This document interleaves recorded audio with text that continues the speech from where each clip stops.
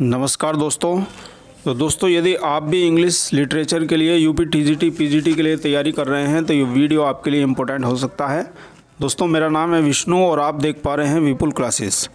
दोस्तों, आज के इस वीडियो लेक्चर में हम एक इम्पोर्टेंट टॉपिक को डिस्कस करने जा रहे हैं जिसका नाम है मेटाफिजिकल पोएट्स। तो आइए दोस्तों, आज के अपने इस टॉपिक को स्टार्ट करते हैं। Metaphysical poets.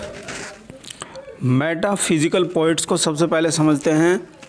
मेटाफिजिकल को यदि हम देखते हैं दोस्तों, तो मेटा का मतलब होता है परे और फिजिकल का मतलब होता है संसार, यानी संसार से परे। तो ये वाली जो टर्म है दोस्तों, ये पोएम के लिए यूज़ की गई है। तो मेटाफिजिकल पोएट्स की अगर हम बात करेंगे तो यानी मेटाफिजिकल पोएट्स यानी संसार से परे लिखने वाले जो पोएट थे उनको मेटाफिजिकल पोएट्स बोलते हैं। तो मेटाफिजिकल पोएट्स के द्वारा लिखी गई जितनी भी पोएम्स हैं, जो पोएट्री उन्होंने लिखी है, तो उनको समझना एक आम इंसान के लिए बड़ा मुश्किल था दोस्तों। इन पोएम्स में पांडित्य प्रदर्शन होता था, यानी कम पढ़ा लिखा आदमी इन पोएम्स को ग्रैस्प नहीं कर सकता था, यानी इन पोएम को समझ नहीं सकता था, क्योंकि इसमें बहुत ही ज़्यादा कॉम्प्लिकेटेड वर्ड्स का इस्तेमाल किया जाता था और बहुत ज़्यादा इलेबोरेटेड मेटाफोर का इस्तेमाल किया जाता था, जिसको समझने में बहुत ज़्यादा सेंस लगानी पड़ती थी, यानी समझना बड़ा मुश्किल था कम पढ़े लिखे लोगों के लिए। दोस्तों, आपको बता दें, मिल्टॉनिक एज की अगर हम बात करें, यानी मिल्टन के एज में 3 तरह के पोएट थे: Spenserian poet, metaphysical poet and Cavaliers. दोस्तों, मेटाफिजिकल पोएट्स की हम बात कर रहे हैं, तो मेटाफिजिकल पोएट्स में सबसे ज़्यादा इम्पोर्टेंट बात रहने वाली है कि सबसे पहले तो हमें ये जानना है कि ये टर्म किसने दी है, इसके अंदर आने वाले कौन कौन से पोएम हैं, कौन कौन सी इसके अंदर इम्पोर्टेंट पोएम्स आती हैं, इम्पोर्टेंट वर्क्स आते हैं। तो दोस्तों, term metaphysical poets was used by doctor Samuel Johnson. Doctor Samuel Johnson के द्वारा मेटाफिजिकल पोएट्स टर्म का इस्तेमाल किया गया था। दोस्तों, आपको बता दें कि डॉक्टर सैमुअल जॉनसन ने लाइव्स ऑफ द पोएट्स नाम की एक पुस्तक लिखी थी और उसके अंदर से ये मेटाफिजिकल जो है उन्होंने टर्म यूज़ किया था। Founder of metaphysical poetry. Metaphysical poetry के जो फाउंडर थे वो थे दोस्तों जॉन डन, यानी जॉन डन फाउंडर माने जाते हैं। और जो टर्म का इस्तेमाल किया गया था वो डॉक्टर सैमुअल जॉनसन के द्वारा इस्तेमाल किया गया था। दोनों में डिफरेंस है, आपको समझना होगा। यानी टर्म मेटाफिजिकल टर्म के यूज़ करने वाले थे डॉक्टर सैमुअल जॉनसन और जो फाउंडर हैं मेटाफिजिकल पोइट्री के वो हैं जॉन डन। मेटाफिजिकल पोएम्स के अंदर दोस्तों कंसीट का इस्तेमाल किया जाता था और कंसीट का मतलब होता है इलेबोरेटेड मेटाफोर, यानी मेटाफोर का इस्तेमाल किया जाता था और वो भी इलेबोरेटेड फॉर्म में, यानी बहुत ज़्यादा मेटाफोर को बहुत ज़्यादा बढ़ा दिया जाता था। तो मेटाफोर से आप मतलब समझते ही हैं दोस्तों कि टू डिफरेंट ऑब्जेक्ट्स, यानी when two different objects are compared without any use of like, as, so, words etcetera. तो दोस्तों, दो विभिन्न समुदाय की वस्तुओं को जब तुलना करते हैं बिना तुलनात्मक वर्ड्स लाइक, एज, सो इत्यादि ये जो वर्ड होते हैं, इनके बिना जब हम कंपैरिजन करते हैं तो उसको हम मेटाफोर बोलते हैं। तो देखिए दोस्तों, कंसीट का सबसे ज़्यादा इस्तेमाल होता था इन पोएम्स के अंदर।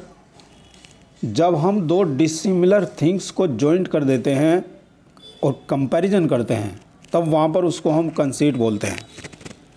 तो दोस्तों, इसके एग्जाम्पल में हम आगे बढ़ेंगे। जॉन डन की एक कविता है, बहुत ही फेमस पोएम है जिसका नाम है अ वैलिडिक्शन फॉरबिडिंग मॉर्निंग। तो अ वैलिडिक्शन फॉरबिडिंग मॉर्निंग में जॉन डन ने खुद को और अपनी प्रेमिका को कंपास के फीट से कंपेयर किया है। खुद को मूविंग फीट और प्रेमिका को फिक्स्ड फीट से कंपेयर किया है।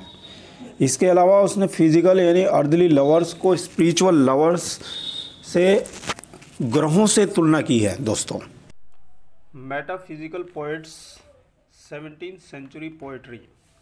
तो देखिए दोस्तों, 17th सेंचुरी में जो मेटाफिजिकल पोइट्स थे उनके नाम यहाँ पर आपको दिखाई दे रहे हैं। जॉन डन, जो कि फाउंडर माने जाते हैं मेटाफिजिकल पोइट्री के। उसके बाद जॉर्ज हर्बर्ट आते हैं, एंड्रयू मार्वल आते हैं, हेनरी वोगन आते हैं, रिचर्ड क्रेशा आते हैं। आगे हम बात करेंगे दोस्तों मेटाफिजिकल पोइट्री की। तो metaphysical poetry investigates relation between rational logical argument and intuition और mysticism reacting against 16th century smooth poems.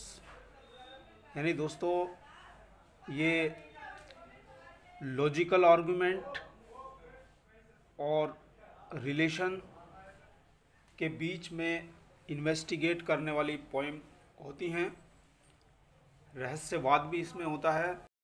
16th century की अगर बात करें दोस्तों, तो जो 16th सेंचुरी में पोएम लिखी जाने वाली होती थी उन पोएम्स के बिल्कुल अगेंस्ट ये पोएम थी दोस्तों, क्योंकि ये आध्यात्मिक पोएम थी, यानी संसार से परे लिखे जाने वाले टॉपिक्स के ऊपर पोएम्स थी। आगे हम कुछ इम्पोर्टेंट वर्क्स के बारे में बात करेंगे दोस्तों। वर्क्स ऑफ जॉन डन, यानी जो हमारे मेटाफिजिकल पोइट्री के जो फाउंडर हैं जॉन डन, उनके इम्पोर्टेंट वर्क्स के बारे में देखते हैं दोस्तों। तो उनके सबसे ज़्यादा इम्पोर्टेंट वर्क्स जॉन डन के दोस्तों कुछ इम्पोर्टेंट वर्क्स हैं। Holy sonnets, satires, songs and sonnets. आगे बात करेंगे जॉर्ज हर्बर्ट का इम्पोर्टेंट वर्क माना जाता है द टेम्पल। एंड्रयू मार्वल की तरफ चलते हैं। एंड्रयू मार्वल के इम्पोर्टेंट वर्क्स में आते हैं दोस्तों टू हिज कोई मिस्ट्रेस, और दूसरा इम्पोर्टेंट वर्क उनका आता है Horatian ode upon Cromwell's return from Ireland. दोस्तों नेक्स्ट चलते हैं रिचर्ड क्रेशा के इम्पोर्टेंट वर्क्स की तरफ।